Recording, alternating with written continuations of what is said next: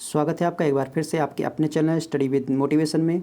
तो कल दोस्तों मैंने आपको बताया था कि एएसओ और जेईई के कुछ अभ्यर्थी आयोग जा सकते हैं। तो आज आयोग में एएसओ के अभ्यर्थी गए हुए थे, तो उनसे क्या जानकारी मिली है, क्या अब एएसओ अभ्यर्थियों को अभी और इंतज़ार करना पड़ेगा आपके अपने फाइनल रिजल्ट के लिए। एएसओ जेईई कंबाइंड टेक्निकल को साथ आने की ज़रूरत है। मैंने आपको पहले ही बताया था कि 2 4 10 अभ्यर्थियों के आयोग जाने से कुछ नहीं होगा, आप लोगों को साथ आना पड़ेगा, तभी आपका रिजल्ट जारी हो सकता है। क्या अब लेखपाल का रिजल्ट पहले आएगा? तो जो अभ्यर्थी गए हुए थे आयोग, तो उन अभ्यर्थियों द्वारा ये जानकारी दी गई कि जो सचिव जी हैं उन्होंने कहा कि जो एएसओ का परिणाम है वो लेखपाल रिजल्ट के बाद आएगा। तो सचिव ने साफ साफ कहा कि एएसओ जेईई का रिजल्ट लेखपाल रिजल्ट के बाद आएगा। तो क्या ये संभव है कि एएसओ का रिजल्ट लेखपाल रिजल्ट के बाद आए? एक ऐसी भर्ती जिसका अभी तक डीवी भी कंप्लीट नहीं हुआ है, 30 नवंबर तक उसका डीवी है, आप उसको पहले कह रहे हो कि पहले वो रिजल्ट आएगा, तो ये कौन सी बात हुई? 5 महीने से ऊपर हो गया। 17 मई को डीवी कंप्लीट हुआ था। 17 मई को डीवी कंप्लीट हुआ था। डीवी कंप्लीट हुए आपके 5 महीने हो गए हैं और अभी भी आप रिजल्ट को कह रहे हो कि रिजल्ट आपका लेखपाल रिजल्ट के बाद आएगा। तो ये सिर्फ आयोग की दादागिरी है जो आप देख ही रहे हो। तो आज अभ्यर्थी कम थे, उनकी संख्या कम थी, तो आयोग के सचिव द्वारा ये चीज़ कह दी गई। अगर यही अभ्यर्थी 1000 के आसपास होते तो क्या सचिव जी की इतनी हिम्मत होती कि ये कह दिया जाता कि आपका जो रिजल्ट है तो 2 महीने तक आने के कोई चांस ही नहीं, 2-3 महीने तक। 30 नवंबर तक आप डीवी करवा रहे हो, 30 नवंबर तक आपकी डीवी कंप्लीट होगी। 30 नवंबर के बाद मान के चलिए अगर आप तेज़ी भी दिखाओगे, इतनी तेज़ी दिखाओगे, तो रिज़ल्ट तैयार करने में 1 महीना तो लग ही जाएगा। तो दिसंबर लास्ट तक आप रिज़ल्ट जारी करोगे, तो क्या दिसंबर के बाद जनवरी फरवरी में आपका एएसओ का रिज़ल्ट जारी करेंगे आप?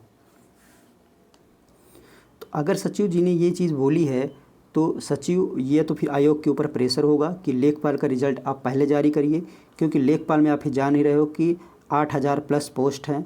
तो सरकार को दिखाने के लिए है कि हमने इतने लोगों को रोज़गार दिया, और जो छोटी छोटी वैकेंसी हैं उनको बड़ी वैकेंसी के नीचे फिर दबाया जा रहा है।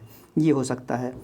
और ये भी इसका मायने और भी हो सकते हैं, जैसे कि जो बार बार अभ्यर्थी आयोग जा रहे हैं तो उन अभ्यर्थियों को एक प्रकार से सूचना दी जा रही है कि आप घर बैठिए और लेखपाल डीवी का इंतज़ार करिए कि जब लेखपाल की डीवी कंप्लीट हो जाएगी उसका रिज़ल्ट आ जाएगा, फिर आपका रिज़ल्ट जारी किया जाएगा और आप बाद में आइएगा। तो ऐसा आप लोगों के साथ किया जा रहा है।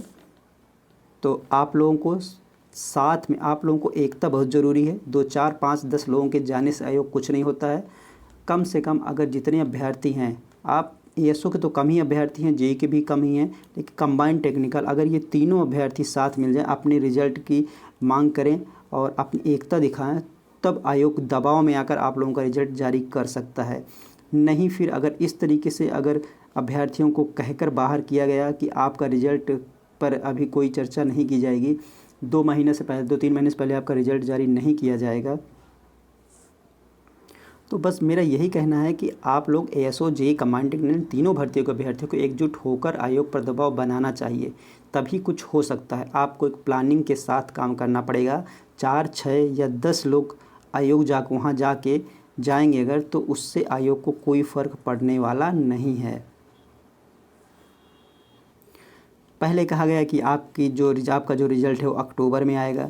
अक्टूबर के बाद नवंबर की डेट दी गई कि नवंबर में रिज़ल्ट जारी कर दिया जाएगा, लेकिन अब नवंबर में 2 नवंबर को जाने के बाद कहा जा रहा है कि डायरेक्ट 2 महीने बाद आपका 2-3 महीने बाद रिज़ल्ट आएगा, मतलब लेखपाल के रिज़ल्ट जारी होने के बाद आपका रिज़ल्ट जारी किया जाएगा।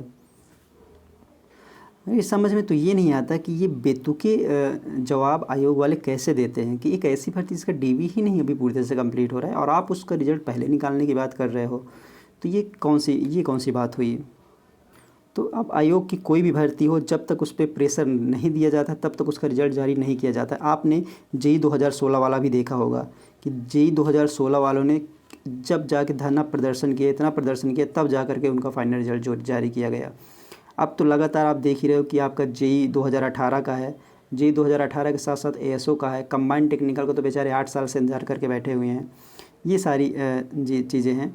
तो आप लोगों की एकता बहुत ज़रूरी है और आप लोगों के प्लानिंग के साथ ही काम करना पड़ेगा। और मैंने पहले ही बताया था, किसी बड़े यूट्यूब चैनल को आने की ज़रूरत है और आप लोगों को साथ देने की ज़रूरत है। तो अगर नवंबर में आप लोग एकजुट होकर प्रेशर नहीं बनाएं तो सही में आपका जो रिज़ल्ट है वो लेखपाल के बाद ही आएगा। इसीलिए नवंबर में आप लोगों को एकजुट होकर के अपने रिज़ल्ट के लिए दबाव बनाना ही पड़ेगा आयोग पर, तभी आपका रिज़ल्ट जारी किया जा सकता है। तो ये कुछ जानकारी जो मुझे मिली थी वो मैंने आप लोगों के साथ शेयर की।